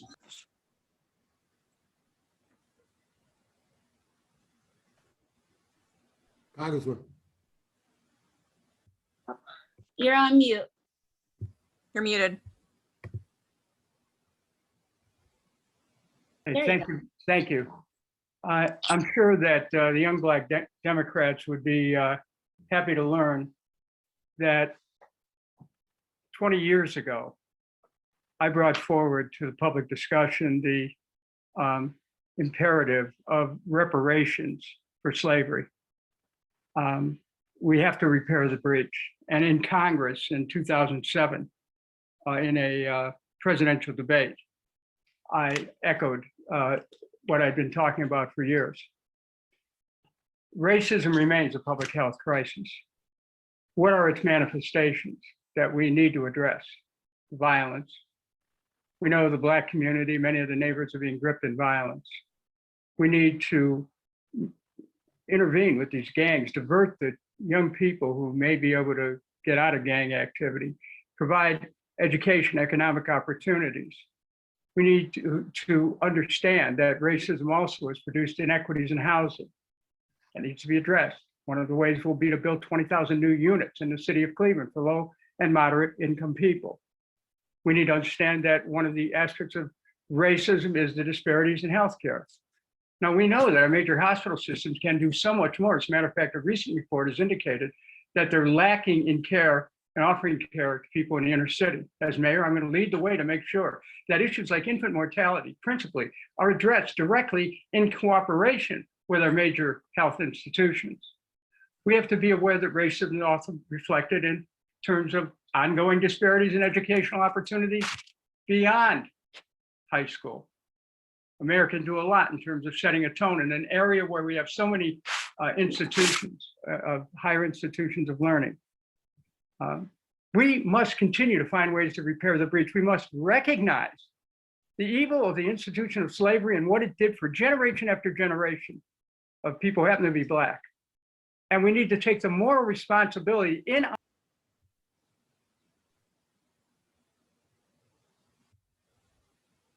You're on mute. Sorry to mute you. Your time ran out. Next, thank you for that answer. Next, we will have Zach Reed. Thank you, Courtney. It's always great seeing you, Courtney. Racism is a public health crisis. Simple as that. That's why, as mayor of the city of Cleveland, any director, any one of my directors, when they bring me their budget, the two things that I'm going to want to see. One, what's your plan to reduce how is this budget that you're giving to me going to help reduce poverty in the city of Cleveland? And two, how is this budget going to help us reduce the increase equity in the city of Cleveland? Because when you look at the poverty issue, and I'm glad the congressman brought it up, that someone on this panel literally went to Columbus and asked those individuals in Columbus to say, someone who makes over $100,000 literally said, hey, you know what? I don't want your people in the city of Cleveland to make $15 an hour. Poorest city in America. While they're making $100,000 a year, I don't want you to be able to make $15 an hour or to even be able to negotiate whether it's $8 an hour, $10 an hour, $12 an hour, because one of the fastest, quickest ways to get out of poverty is to ensure that you got a good job making good pay. And for someone to go to Columbus and say to those individuals that I don't want the people in the city of Cleveland not to be able to get this thing done, I think we need to really look at the motivation when we talk about, do you really believe in equity? Do you really believe in the fact that that people in the city of Cleveland are living in poverty and they really want to get out of poverty? So yes, every budget that comes before me, two questions I'm going to ask those directors. How is it going to help us get out of poverty? And how is this going to increase equity in the city of Cleveland? Thank you, Zach. And last but not least, Sandra Williams. Thank you for the question. Before I answer the question, I want to first apologize to anybody on this call that I offended by giving the name of my friend and former staff member. As Doris said, some people are not open to using names. And although my aide was open and said that I could use her name, I want to apologize to those people who were offended. Also, I'm sure my friend, Senator Nikki Antonio, who endorsed me and is a part of my kitchen cabinet, is cringing when I did that. So Nikki, apologize to you for that.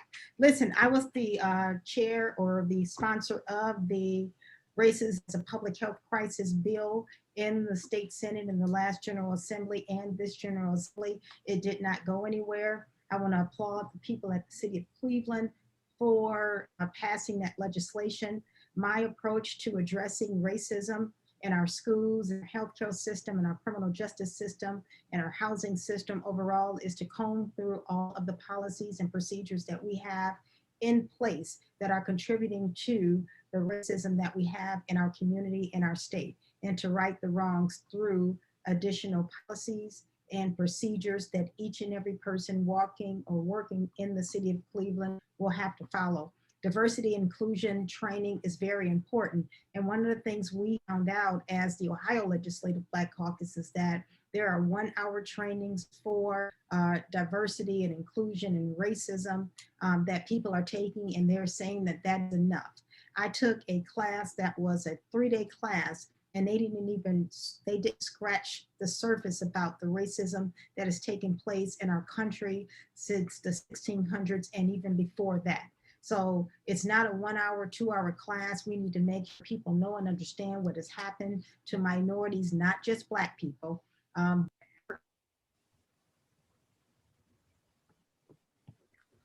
Sorry about that, Sandra. That was the end of your time for the question.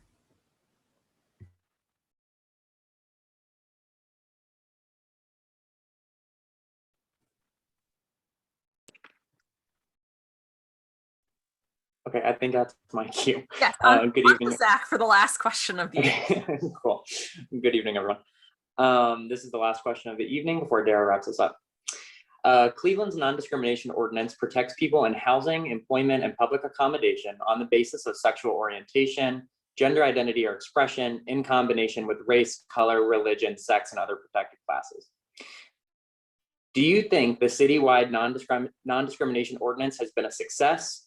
And what will you do as mayor to make Cleveland less discriminatory? Mr. DeBello, you're first. From my time at the court, you know, our bubbles are our bubbles. And from my time at the court, I would say it has not been a success because there are 34, you know, civil dockets. And on my docket, we had multiple discrimination cases against the city of Cleveland. Then in the news relatively recently, right, we saw the public health department discriminating on the basis of culture or national origin. So based on my experience or my awareness, I don't think it's been successful. You know, I think that, again, you have to make the court case a different court case, right? I think it needs to be wrongful. I think you need to fire somebody who steps out of line, right? With their verbiage, with their language, with, you know, if it's somebody promoting somebody improperly and not promoting somebody that deserved a promotion. I think you need to set that precedent and let the terminated employee file their own wrongful termination lawsuit. So I've seen too many discrimination cases against the city of Cleveland to think that it's been successful. I hope that answered your question. Awesome, thank you, sir. Mr. Kelly, you're next.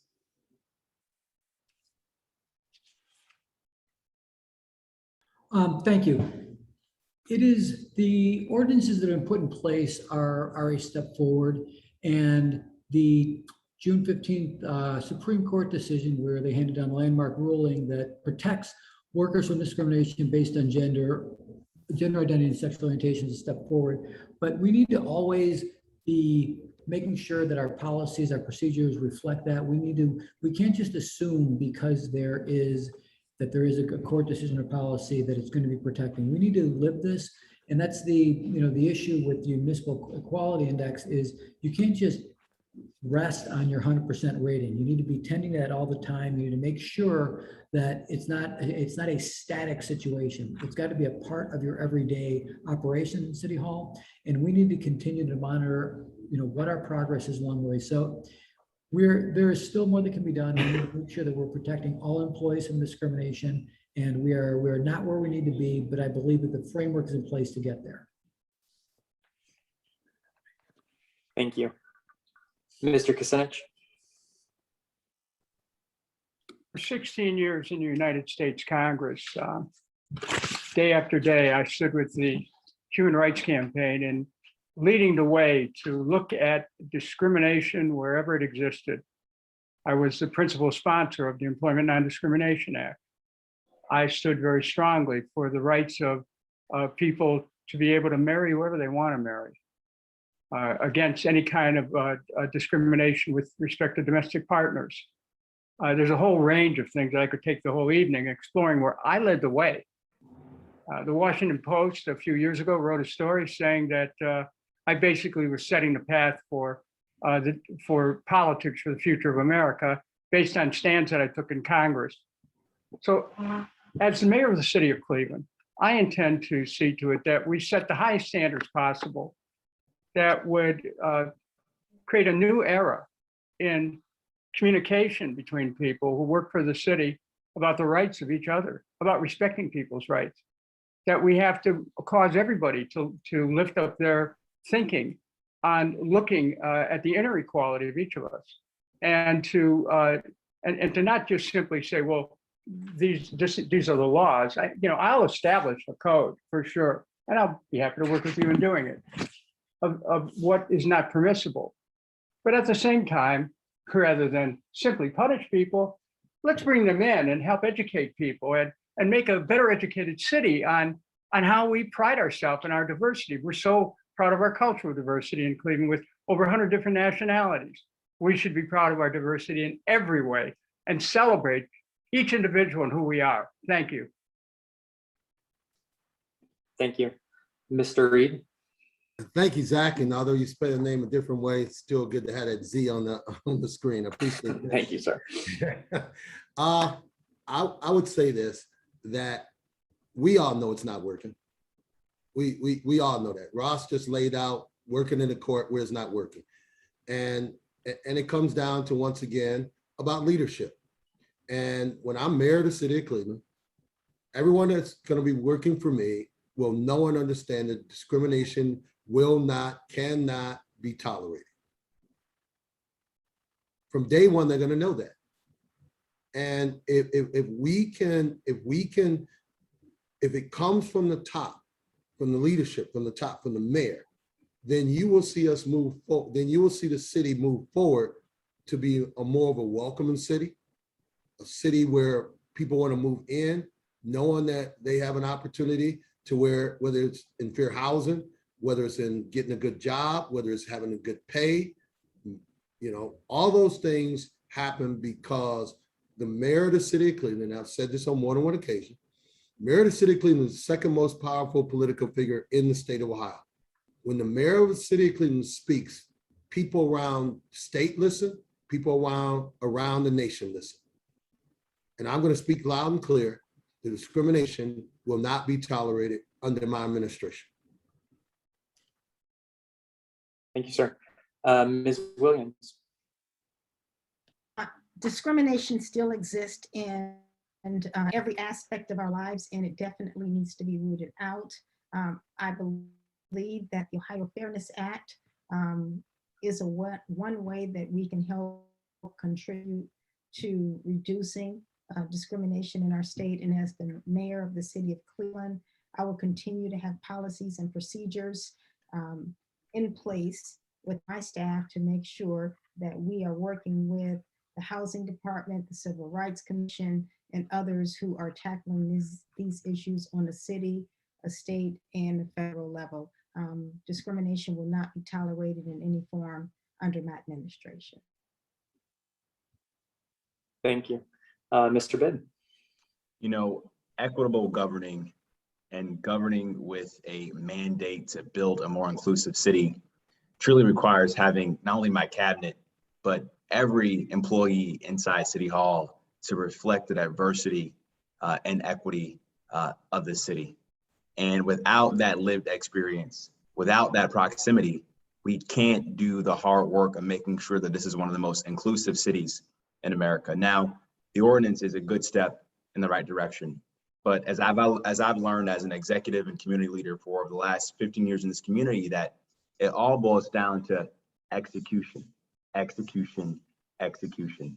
And as the next mayor, what I can prioritize, number one, making sure our policy making is rooted in that lived experience to reflect diversity, to eradicate discrimination across our city, making sure that we're advocating for more equitable policies at the state and federal level as well, but also making sure that in every fabric and every part of the city, there are safe spaces for our residents, regardless of race, regardless of creed, regardless of sexual orientation.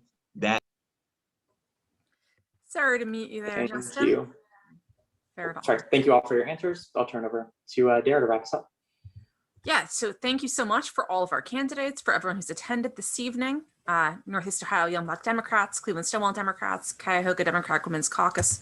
We greatly appreciate your time and your thoughtful answers. Looking forward to more discussions in the future, of course. This has been recorded. We will be sharing the recording sometime in the next couple of days, both from all of our social media accounts. We encourage all of the attendees, if you'd like to join our organizations and help with future candidate education and advocacy. We're always looking for new people and new community involvement. And yeah, thank you so much. This has been really great. Y'all have a good night. Thank you. Good night. Good night. Good night, everyone. Good night. Have a good night. Are you gonna hang on for a moment? Yeah. Okay. I'm here for a sec. I'm just making sure I've got everything copied. Gosh, there were some doozies. Yeah, are there still people in the room?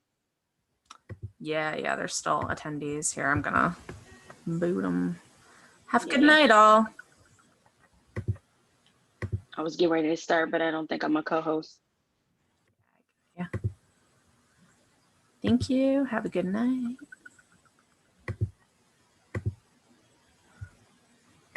Hey, it's Brooks's mom. My mom joined too. I said, "Oh, thanks, Mom." My dad was watching on Friday. She kept sending me text messages. I'm like, stop.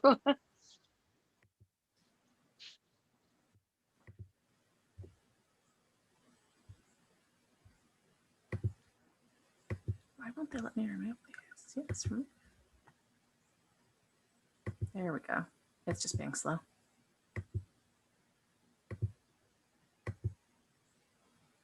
I need to remove that timer too. All right. Still says attendees 9, but I don't see anyone else. Like, I assume if I don't see anyone, they're not there. Oh, no, they're there. And you are still live. Yeah. Thanks, Dad. Oh, that's your dad? That's my dad, yeah. Thanks, Dara's dad, for telling us. Yeah, it's just being slow. We're getting everyone out of here, and then we'll do some wrap up. Thank you all for watching. Oh, and your mom.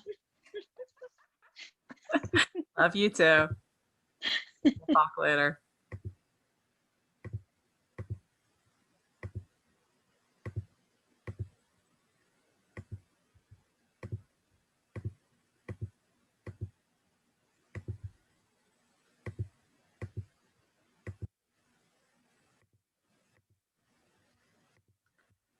Okay, move that timer.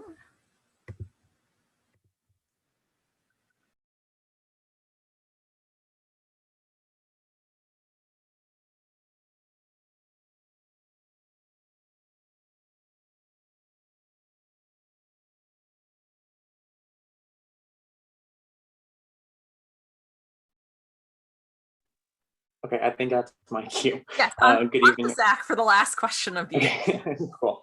Good evening, everyone. This is the last question of the evening before Dara wraps us up. Cleveland's non-discrimination ordinance protects people in housing, employment, and public accommodation on the basis of sexual orientation, gender identity or expression, in combination with race, color, religion, sex, and other protected classes. Do you think the citywide non-discrimination ordinance has been a success? And what will you do as mayor to make Cleveland less discriminatory? Mr. DeBello, you're first.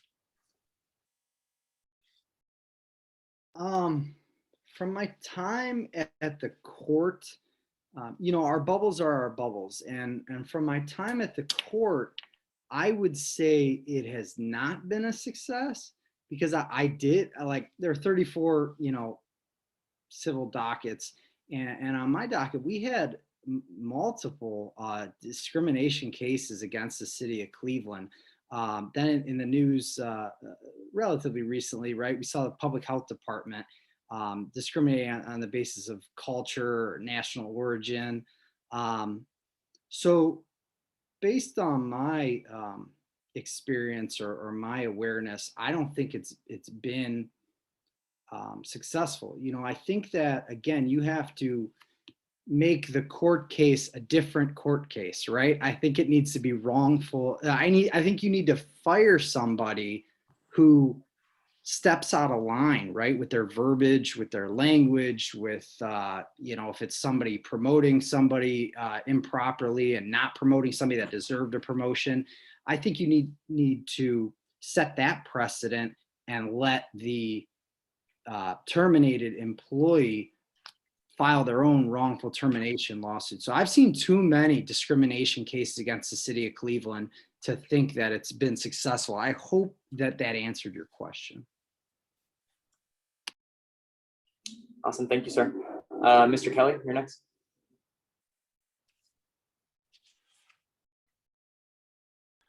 Thank you. It is the ordinances that have been put in place are a step forward, and the June 15th Supreme Court decision where they handed down a landmark ruling that protects workers from discrimination based on gender identity and sexual orientation is a step forward. But we need to always be making sure that our policies, our procedures reflect that. We can't just assume because there is a court decision or policy that it's going to be protecting. We need to live this. And that's the issue with the Municipal Equality Index is you can't just rest on your 100% rating. You need to be tending to that all the time. You need to make sure that it's not a static situation. It's got to be a part of your everyday operation in City Hall. And we need to continue to monitor, what our progress is along the way. So there is still more that can be done. We need to make sure that we're protecting all employees from discrimination. And we are not where we need to be, but I believe that the framework is in place to get there. Thank you. Mr. Kucinich. For 16 years in the United States Congress, day after day, I stood with the Human Rights Campaign and leading the way to look at discrimination wherever it existed. I was the principal sponsor of the Employment Non-Discrimination Act. I stood very strongly for the rights of people to be able to marry whoever they want to marry, against any kind of discrimination with respect to domestic partners. There's a whole range of things that I could take the whole evening exploring where I led the way. The Washington Post a few years ago wrote a story saying that I basically was setting the path for politics for the future of America based on stands that I took in Congress.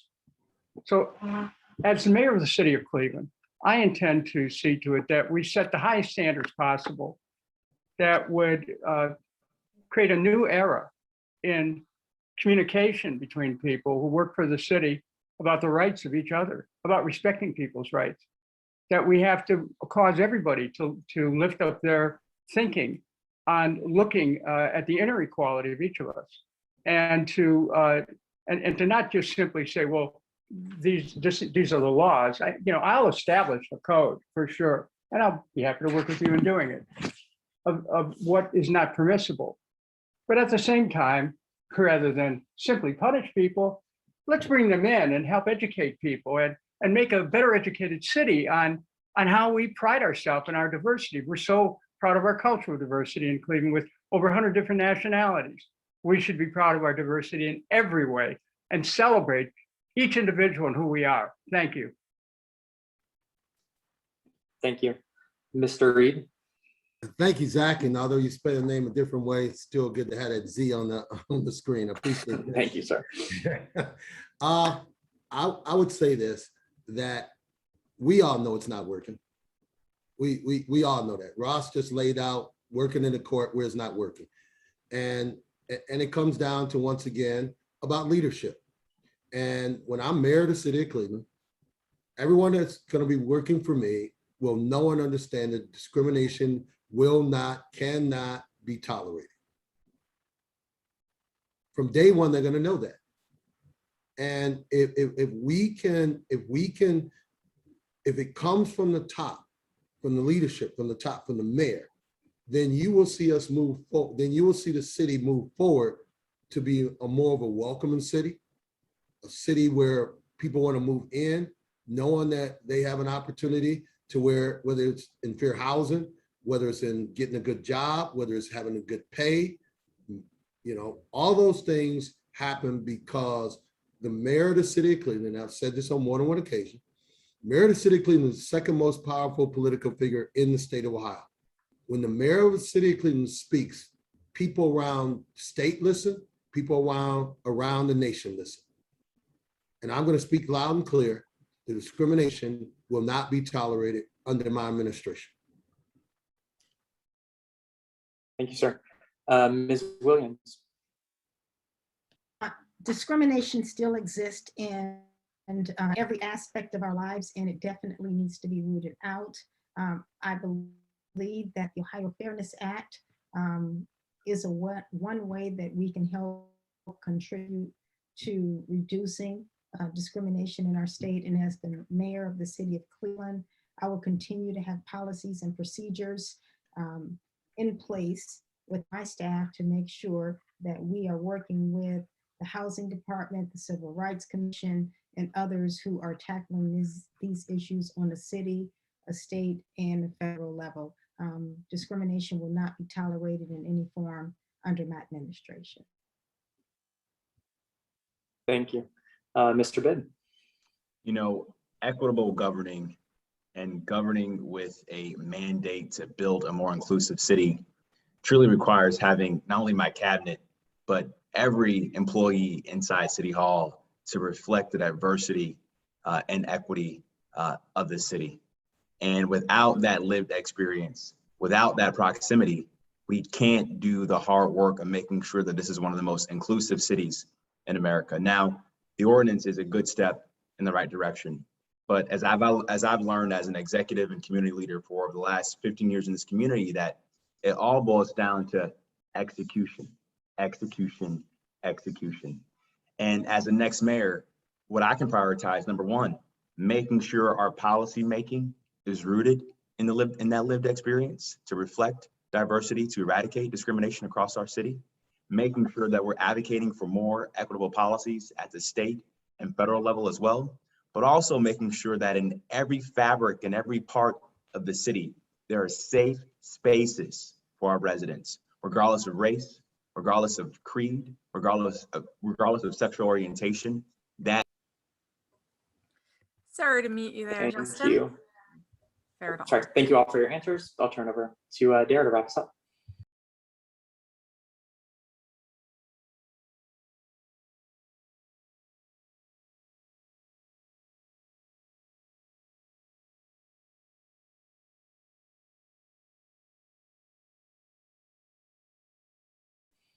Yeah, so thank you so much for all of our candidates, for everyone who's attended this evening. Northeast Ohio Young Black Democrats, Cleveland Stonewall Democrats, Cuyahoga Democratic Women's Caucus. We greatly appreciate your time and your thoughtful answers. Looking forward to more discussions in the future, of course. This has been recorded. We will be sharing the recording sometime in the next couple of days, both from all of our social media accounts. We encourage all of the attendees, if you'd like to join our organizations and help with future candidate education and advocacy. We're always looking for new people and new community involvement. And yeah, thank you so much. This has been really great. Y'all have a good night.